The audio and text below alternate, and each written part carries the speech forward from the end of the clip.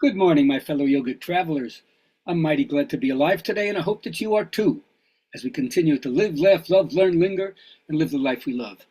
I hope you had a Thanksgiving that made you grateful for all the things that you have in your life, and that you're able to bear with whatever your burdens or suffering is, and still come out with positivity and belief in what we can be and what we are in our depths. All right, this is called Balancing the Chakras. It's two parts. So today and next week, we'll go over this again. Self-transcendence, I love this. What matters most is how you see yourself. Are you a pussycat or you're a lion? What's your deep self? You got to think big, step into your power. It's your inheritance. Nobody comes here to live a little life. So first, philosophy. That's all about what's the good, and the ethics, the action that you take. It's the portal of the warrior. Not what we normally think about, but that you act in a way where you have thought this out, and that's what you want to put out in the world. The true is the scientific. The truth, the Jnana Yoga, that's the portal of inquiry. That's your inner magician, like the Einstein in you. The only thing that interferes with learning is education. Yeah, you don't want it to dumb you down, you want it to open you up. And then there's the beautiful, the good, the true, the beautiful. That's the aesthetic. That's the bhakti part of you. That's the portal of devotion, the lover, the wonder child. That's when we're going to play and display and bring some fun and up vibe into the world. All right. Oh, but you got to learn how to empty your mind. Not thinking. That's like a Zen card. Not thinking of you. They call it shunyata, mauna, samadhi. Doesn't matter what word you use, but it's the one that gets you out of your left brain and you're no longer just thinking your way through. Not that there's anything wrong with thinking, but not just thinking your way through. And then you discover something inside of you, like Dr. Frankenstein. It's alive! It's alive! So do you heat up the experiment? Right? Turn up the Bunsen burner and find out what happens when you put your intensity and passion into it? Well, if you do, one of the first things you'll discover is there's garbage in life. Life's ugliness. Stephen Cohen. Life's ugliness.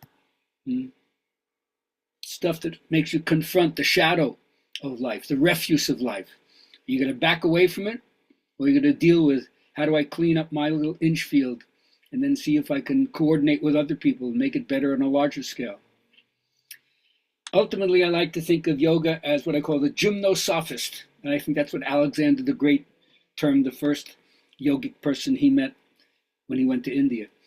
Whether you're a health nut, a gym rat, a fanatic hygienist, a bodybuilder, a fitness expert, an athletic geek, but going for that which makes you the Olympian and brings out the best that you're capable of. That's what we're talking about when you're practicing yoga, or whatever name you would give that aspiration to your own inner excellence. Now, the university is the place that's the ecology of everything. Nothing is off the table. No subject is left out. No subject is taboo. This is how you make neural connections with everything. So you have the gym, the university, and now you have the temple. This is the part of you that has to worship, that has to feel reverence for that which is the great other, the connectedness of everything in the universe, that it's one swinging energy system and we're part of it. So hopefully, if you have any kind of worship, if you have any kind of religious devotion, it doesn't make you a fanatic or a fundamentalist, but it teaches you how to open to the beauty of tradition and the hierophany, the breaking through of the divine or spirit in whatever form, because it's in every form, so it can be in any form. Now in yoga, they say that the path is what they call bindu to ojas, the dot, the point at which creation begins, the point at which the many becomes a unity. It's also described sometimes in the Indian tradition as the sacred, the symbol of the cosmos, the wholeness, the unbroken circle. So that's in its unmanifest state. But then it also has its manifest state. From bindu, it goes to ojas, from seed to creativity. It literally means vigor. And according to the principles of Ayurveda, it is essential. It is the essential energy of the body, without which can be equated with what they call the fluid of life, the sap of existence. And so when it's sufficient, it's equated with immunity. And when it's deficient, it results in ill health. So how do you build up? And how do you recognize bindu to ojas? Come with me.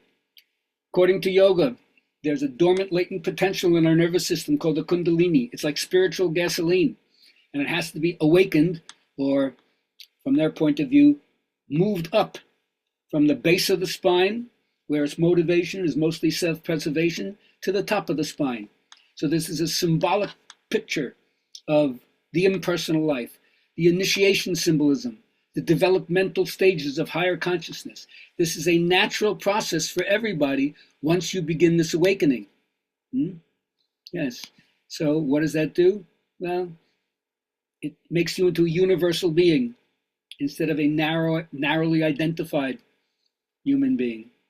So within this system, it's a rich storehouse of symbolic depictions of what Jung would call the individuation process. How do you continue to grow more deeply into who you really are? The chakras, which means lotus, sometimes can be homologized to having the musical system, the music of the spheres. From the bottom to the top, each note in the scale resonates with a different chakra, from C at the base chakra to B at the crown chakra. And each color of the rainbow corresponds to one of the 7 chakras as well. An amazing idea. Vortices of energy that go up and down the cerebrospinal system. At a physical, physiological level, you could say each chakra is a mini brain associated with the nerve plexus and the endocrine gland. At the level of consciousness, each one is an organizing center for a certain perspective or outlook on life. According to yoga philosophy, our energy, our evolutionary energy, moves up the chakras to their final destination at the crown of the skull, and where it basically transcends oneself into a much more universal, enriching, and illuminating quality of consciousness as it passes all the way to having what they would call the enlightenment experience. So many systems have their own version of this. The Kabbalistic system has the 10 Sephiroth. The center line is called the Shushumna. The right and the left sides, as they intertwine, like the double helix, is the Ida and Pingala, depicted in yoga literature. And in the center is the very subtle what they call Chitranadi, narrower than a hair, very, very hard to detect with machinery. And yet that's the one, when all the chakras are open and unblocked, it rises all the way up and gives you that, what I call, dances Macarena in your head, and now you see, whereas before you didn't. And the main thing to learn as we go through this is that most of what causes us pain and suffering is a self-inflicted bondage. Starting down below, sexual energy is either blocked or freed. So there's a lot of taboo about what's going on in our groins. And if we had a more enlightened attitude about sexuality in and of itself, and had a different morality about how to use the power of our sexual energy, I think we'd be in a much better place.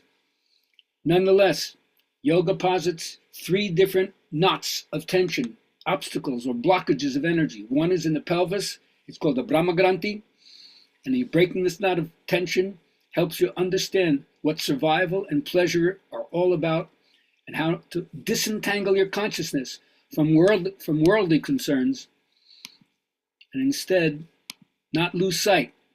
Not lose sight of those things which obscure the inner light, and to do your own battle against the forces of ignorance within yourself. Because when you only direct your intentions to looking out for number 1, things are very, very selfish. And then you lose sight of the ultimate aim, which is union with the spirit. On the positive level, first and second chakra have poses that ground you and make you feel good. The second obstacle is called the Vishnu Granthi, like having abdominal cramps. Yeah. The breaking of this knot is your gut tension. This is where now you have a marriage between power and love, instead of Mars and Aphrodite always being at war, at odds with one another. But these 2 centers of human endeavor, your stomach and your heart, they can mutually enhance one another. Core strengthening and heart opening poses are what you focus on in yoga to do this. And then the final knot is Rudra-Granthi. We've all swallowed so much. The 5th and 6th chakra in the throat and the forehead. These are other tensions that when you confront the truth, it'll overcome your own artificiality or superficiality while guiding your sincerity to deep discovery and profound intuition. And this is where in yoga, inversions and pranayama help you see from different perspectives and revision what the yogic life is all about. That's all I want to say for today. I hope it gives you a couple of clues, and whatever you do, keep practicing, whatever form helps you commit to your own health, helps you feel better about yourself, helps you give you energy to fight the ongoing challenge and sometimes exhausting draw upon us, the forces all around us that would pull us away. And you have to learn to stay strong in your own truth and offer that truth as compassionately as you can to other people.